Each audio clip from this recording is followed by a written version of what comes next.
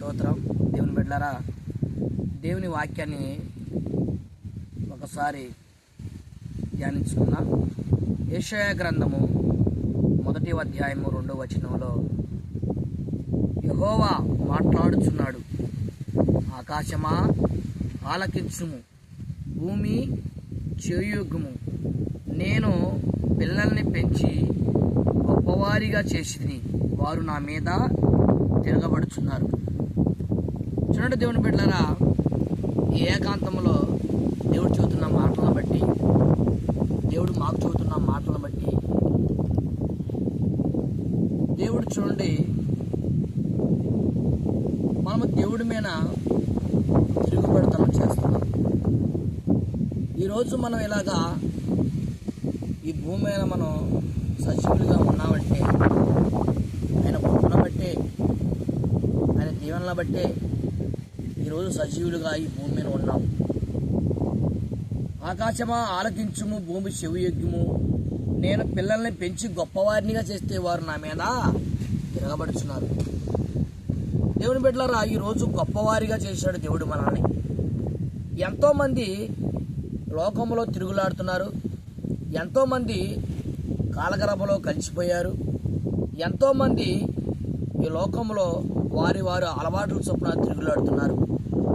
దేవుని ఎరిగిన వారు మనమైతే ఇంకా ఎలా ఉన్నామంటే దేవుడి మీద చూడండి తిరుగుబాటు చేస్తానే ఉంటాం.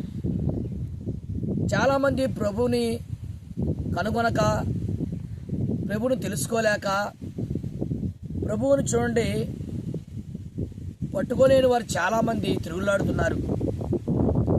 ఈ భూమి మీద చూడండి అనేక మంది దేవుణ్ణి ఎరక తిరుగులాడుతున్నారు.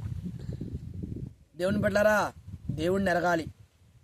దేవునితో ఉంటే, దేవునితో నడిస్తే ఖచ్చితంగా దేవుడు మనల్ని పట్టుకుంటాడు. ఎందుకంటే మనం తిరుగుబాటు చేసేది దేవుని బిడ్డలుగా ఆయనతో ఉండాలి, ఆయనతో నడవాలి. ఇదంతా చూడండి దేవుని బిడ్డలారా, ఏది సంపాదించుకోవడానికంటే పరలోక రాజ్యాన్ని సంపాదించుకోవడానికే. పరలోక రాజ్యం వెళ్ళాలి. పరలోక రాజ్యం వెళ్ళకపోతే నువ్వు ఎక్కడుండా చూడండి నశించినట్టే. ఇదిగో ఈరోజు మనం ధనాన్ని జాగ్రత్తగా దాచినట్టు, బంగారాన్ని దాచినట్టు,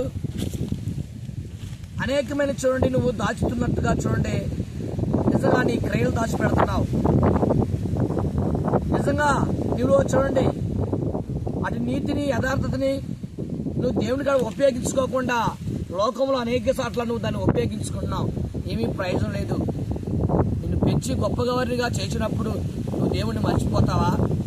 దేవుడిని వదిలిపెట్టేస్తావా?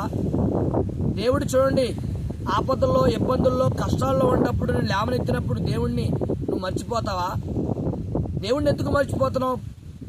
దేవునితో ఎందుకు నువ్వు సమాధానంగా ఉండలేదు? దేవునితో ఎందుకు నువ్వు ప్రేమగా నడుచుకోవటం లేదు? ఎందుకు ఆయనకి వ్యతిరేకంగా మాట్లాడుతున్నావు? ఎందుకు ఆయనకి వ్యతిరేకంగా నడుస్తున్నావు? దేవుణ్ణి చాలా బాధ పెడుతున్నావు. దేవుని బిడ్డలారా, మనం దేవుని బిడ్డలైన మనం దేవునికి ఇష్టలుగా ఉండాలి, అనేక మందికి మాదిరికరంగా ఆపడాలి, దేవునికి సాక్షిగా బతకాలని దేవుడు మన కొరకు చూడండి ఆయన ప్రాణాలు అర్పిస్తే మనం మాత్రం తిరుగుబడి చేస్తానే ఉన్నాం. బ్రదర్, దయచేసి మనం అందరం చూడండి మారు మనసు రక్షణ పొందినట్లయితే దేవుడి నిత్యవారసులుగా, దేవుడికి చూడండి నిత్యవారసులుగా అవటానికి దేవుడి సమయాన్ని చూడండి మనకి ఇచ్చినందుకు, ఆ సమయాన్ని ఊరకే పంచుకోకుండా ప్రభుతో ఉండాలి, ప్రభుతో నడవాలని మీ అందరికీ మరొక్కసారి వందనాలు చెప్పుకుంటూ ఈ వాక్యాన్ని ముగిస్తున్నాను.